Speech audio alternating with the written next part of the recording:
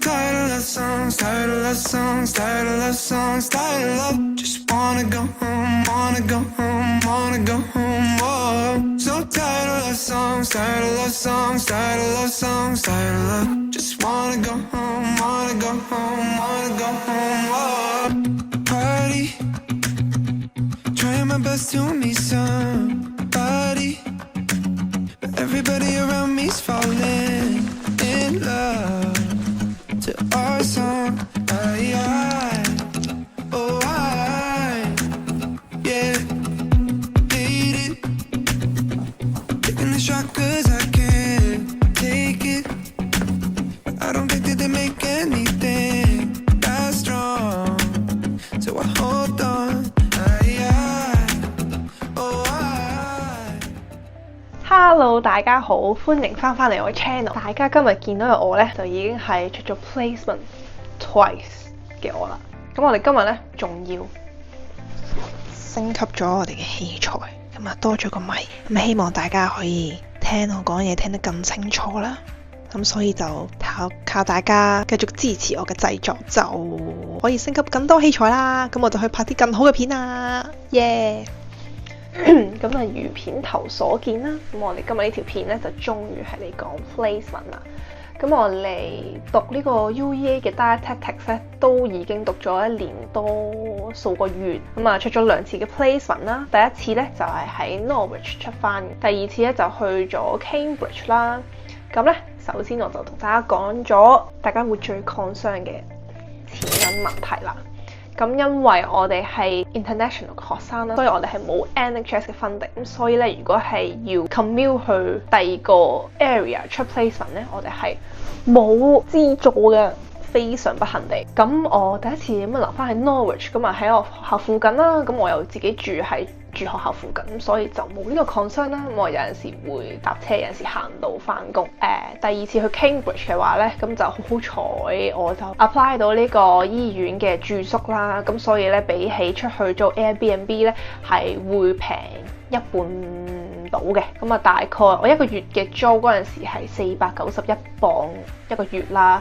咁出咗7個星期，咁佢都係除翻7個星期嘅數咁樣同你計翻嘅。咁所以好重要嘅一樣嘢就係真係要盡早去 apply 呢個 accommodation， 以免係報唔到啊，因為係有機會係報唔到，跟住就要自己出去嗌貴嘅 Airbnb 啦。咁咧，我哋而家講完錢咧，咁我哋就講喺 placement， 尤其是係如果冇喺醫院做過嘢嘅人，會想知多啲嘅嘢。喺醫院呢個 setting 見到啲乜嘢呢？咁我就會講咗第二次 placement 先嘅，因為近時。咁我第二次 placement 咧就都，我會話係好彩啦，派咗去呢個 area， 應該都算係最大嘅 trust。咁就係一間 acute hospital 嚟㗎啦，所以佢個 department 咧應該係，我覺得差唔多都即係管住成個 area 㗎啦。應該冇一條 team 可以達到個度，真係超級大。所以佢就可以好有系統咁樣分做小分隊啦。咁就分咗5條 team 嘅。咁首先就有oncology 啦、gastro 啦、model 啦，即係關於 diabetes obesity 嗰邊嘅pediatric 啦，同埋 critical care 嘅。我就出咗4個星期嘅 gastro 同埋3個星期嘅 oncology 啦。咁喺 gastro 入邊就正如我啱啱所講，佢真係超級多人啦。咁所以佢每個分隊入邊都會仲有小分隊喺入邊，大概就係按照即係唔同嘅器官去分類啦。咁我大部分時間咧都係 spend 咗喺 liver 嗰邊嘅。咁就大部分見到嘅 patient 咧都係 inpatient 啦，就會上去 ward 同佢哋做 consultation 咁樣啦。咁喺嗰度嘅 patient 咧有幾個都比較經典嘅 characteristic。咁啊，首先佢哋好容易會有水腫啦，跟住 ascites 啦，同埋 jaundice 嘅。仲有泌尿科 renal 啦。咁但係咧我就唔係 spend 咗好多時間喺嗰度，大概1-2次咁，所以我都淨係 share 到。咁喺 colorectal 嗰邊咧，咁可能你會見到啲 patient 係有好多時會掛住個 stomach bag 嘅。後另外仲有一條 team 咧，咁就係 PN， 即係 parenteral nutrition。我就跟過1-2次嘅 walk round 啦，咁就係 consultant led 嘅。咁啊，我哋會跟住 consultant 啦，跟住有啲 registrar 跟住佢啦，跟住又會有 nurse 跟住啦，同埋 dietitian 啦。咁我就因為對 PN 嘅了解真係不太多，所以咧我就完全淨係跟住個 dietitian， 但我完全唔知自己做緊啲咩。咁喺 oncology 再分小分隊啦。咁首先有 head and neck， 咁呢個小分隊咧好多時都係 outpatient 嘅。咁然之後由講完 head and neck 咁啊去 upper GI 啦。我去嘅時候就都係大部分係 inpatient 嚟嘅。之後就再落到去咁啊就係 HPB 啦，咁就係都係肝脾膽。咁喺呢個小分隊咧 ，inpatient 同 outpatient 我都有去見過啦。咁佢哋有一個 treatment 係我覺得都相當有趣，可以同大家分享嘅，就係叫做 bio reinfusion。咁就因為某啲緣故咧，佢哋嘅膽汁整完出嚟咧係可能用唔到，咁佢哋咧就要抽翻啲膽汁出嚟，然之後再喺佢哋食嘢嘅時候飲翻落去。真係大家可以嘗試 imagine 呢種奇妙嘅感覺嚇。咁我哋去翻 placement 1，咁咧嗰陣時就係5個星期嘅 pediatric placement 啦。咁好老實説，我咧一開始係對 pediatric 咧真係冇乜太大嘅熱誠嘅。即係雖然我唔討厭小朋友，但係我都冇特別諗過啊，我要做啲咩專科，即甚或乎係兒科啦。咁但係咁由於呢個係第一次 placement 啦，我仲冇話特別熱愛兒科啦，咁所以咧我就唔知道我會見到啲乜嘢，所以我係充滿未知咁樣出呢個第一個 placement，outpatient 為主啦。咁有啲咩 clinic 咧？咁就有 allergy 啦，每個星期都要去2次 allergy， 跟唔同嘅 dietitian。仲有就係 oncology clinic 啦 ，general clinic。general clinic 你會見到啲咩情況嘅小朋友咧？就係揀飲擇食啦，同埋唔夠高或者唔夠大粒。咁但係喺 pediatric 我都係學咗好多佢哋飲咩奶粉，佢哋幾時戒奶，飲奶粉真係就淨係我自己幾時戒奶嘅認知。另外如果係出兒科 placement 嘅話咧，咁就會有本嘢叫 Gosh Booklet 就好用嘅。咁佢就係會 list 曬小朋友嘅 nutritional requirements 啦。咁基本上咧，其實我係冇掂過嗰本 Penge 戒奶嘅，咁啊淨係會用 Gosh Booklet 嘅啫。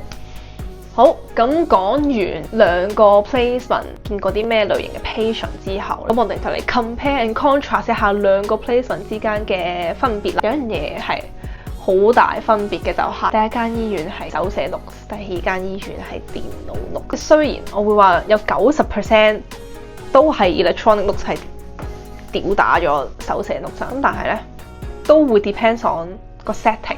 喺第2次 placement 咁用電腦 notes 啦。咁但係我好多時都係去睇 inpatient 啦，咁所以咧，哇啲 notes 全部都水蛇春咁長啊！啲 nurse 嘅 notes 啦，醫生嘅 notes 啦 ，SLT 嘅 notes 啦 ，OTPT 嘅 notes 啦，跟住唔撇除嗰啲 notes 之外，都仲有佢哋嗰啲 chart 啦，佢哋食咩藥啦 ，biochemistry 啦，佢哋血啦，食屙瞓嗰啲咧，全部都有得你睇。作為一個唔係好知自己做緊啲咩嘅學生咧，你就咧有好多 information 需要 identify， 所以我 prep 一份 note 咧，我係要一開始啦係要超級耐，因為我 tends to 我乜都睇下，即係我驚 miss 咗啲乜，咁所以就會好花時間喺 prep notes 呢個過程當中。咁但係如果係講翻手寫 notes 嘅話，睇 notes 方面就可能有啲困難。不過咧，護士姐姐嘅 notes 係好睇好多嘅。係啦，咁講翻啦。咁我嗰陣時喺第一個 placement 嘅時候，其實好老實説，我係好少真係要靠自己去完成一個 case 咁樣啦。去到 assess 完，跟住你要俾啲 suggestion 佢嘅時候，咁通常都係我會 pass 翻俾個 dietitian 啦。咁啊，好似就係好依賴個 dietitian 俾答案我嘅咁樣嘅感覺。即係第一次 placement，同埋你又唔係對自己好有自信啦，無論係即係講嘢有冇自信，同埋即知識上嘅自信，都唔會覺得我可以俾到建議個病人。咁但係去到 placement 2嘅時候，嗰度 dietitian 都會開始對你嘅 expectation， 我覺得係有高少少嘅，即係但係都唔會好高啦。可能飲啖水先。佢會開始問啲比較有少少啟發性嘅問題。增加 consultation， 你有啲咩喺租度啊？你之前做開啲乜嘢啊？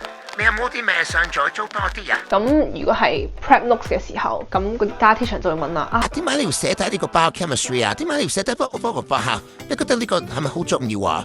你覺得個 plan 方面，你覺得係應該點做啊？咁雖然我都未係好實質咁樣，或者好 firm 咁同佢講我覺得呢個 patient 要點，但係即係佢都係一個去 inspire 我去諗我點解要咁做。Sei on con 鋪個教育咁樣。我覺得最大嘅分別就係你知道自己要做啲咩咯。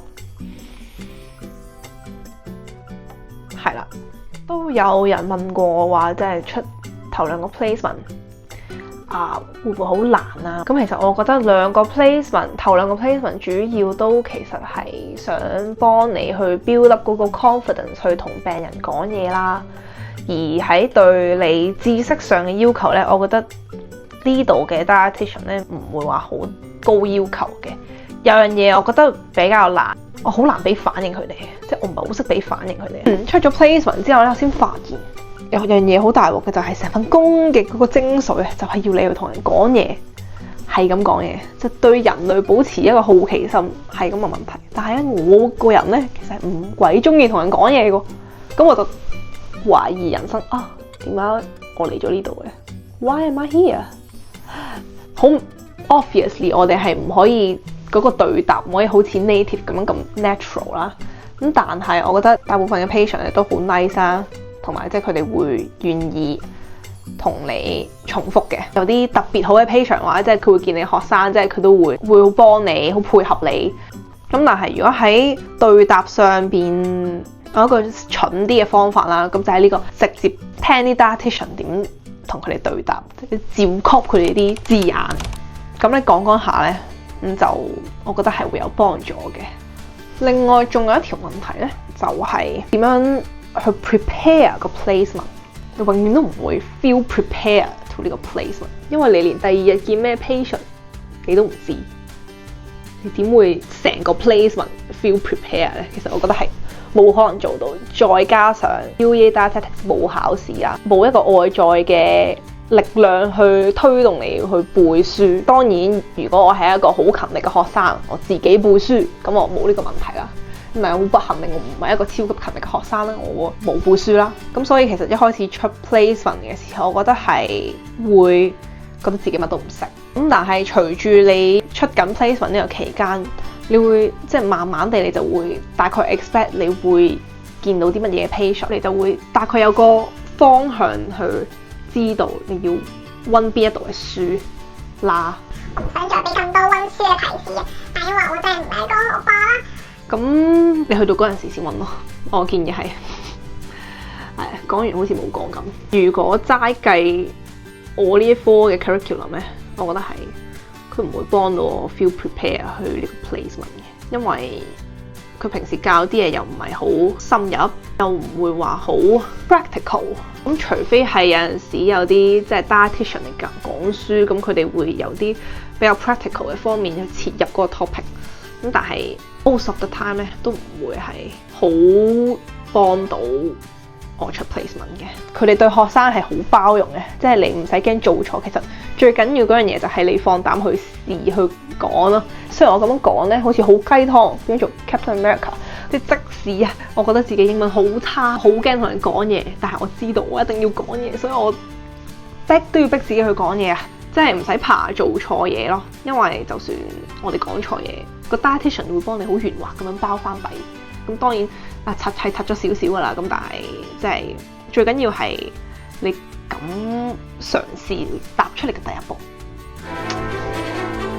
上了一課，但係覺得做學生都有樣嘢係比較 tricky，同埋學生嗰個責任呢，即係有好多 paperwork 要做啦。咁但係你又明知道嗰啲 dietitian 好鬼忙，跟住你就要好厚面皮咁樣問多謝你今日幫我啊，但係咧我有份 paperwork 可唔可以麻煩你幫我寫一寫啊？係啦，就係呢啲位咧就最麻煩嘅，就係你明知佢好忙，但係你又要打攪佢，就係我覺得最煩嘅樣嘢啦。另外一個自己小私心啦，即係如果你喺醫院度有啲嘢好想去睇嘅話咧，記得要同你個 supervisor 講，即係好老實説。好想睇啲好刺激嗰啲喎，揾晒血嗰啲。有一個 dietitian 佢好好啦，即係佢就主動嚟問我話我有啲 endoscopy 問我去唔去睇咁樣樣，咁我就梗係去睇啦。跟住我嗰日朝早本身 suppose 咧，我覺得咧自己應該係淨係可以睇一個 pack 咁樣樣啦。咁但係因為嗰陣時咧，成個 department 都好鬼忙，冇咩人理我。跟住我就覺得我咁早翻到去，好似都冇人俾嘢我做。咁然之後咁啱嗰個 consultant 見到我就問我你想唔想睇埋之後嗰啲？跟住我就原來我可以㗎。跟住我就一次過咧喺嗰日睇咗4個 pack 添。住4個唔同種類嘅 pattern， 真係可以話係大開眼界啊！咁 placement 嘅分享咧就大概去到呢度啦。咁我需要再次重申嘅一樣嘢就係每個人出 placement 嘅體驗咧都係會好唔同。即係如果你係真係好擔心或者驚自己進度落後或者 whatever 原因你覺得好焦慮嘅話咧，其實你係可以同好多唔同嘅人傾嘅。所以就我覺得唔使過分焦慮，都係自己講緊，唔使過度焦慮，只係慢慢你揾一個適合自己嘅節奏去 build up 你嘅 confidence 啦，同埋你個 competence 就冇問題噶啦。只要 as long as pass 到個 placement 就，即使係 qualify 之後，你都每日學緊唔同新嘅嘢，因為你唔使覺得自己喺呢個 placement 嘅時候就做到非常出色。咁當然最後嗰個 placement 你啊要靠自己做到嘢啦。即係因為呢個係一個 lifelong 嘅 progress 嚟嘅。即係雖然你唔使一世做死營養師呢個職業，咁但係因為我哋都會 keep 住學唔同新嘅嘢，所以呢，唔使咁心急㗎，慢慢有排你學啊，係啦。咁所以今日呢條片呢，就去到咁多先啦。如果大家有咩問題想問呢，即係都歡迎問嘅。咁但係希望我呢條片啊可以解答到大家嗰個焦慮的心啦。不過其實我可能遲啲睇翻條片到個借話啦。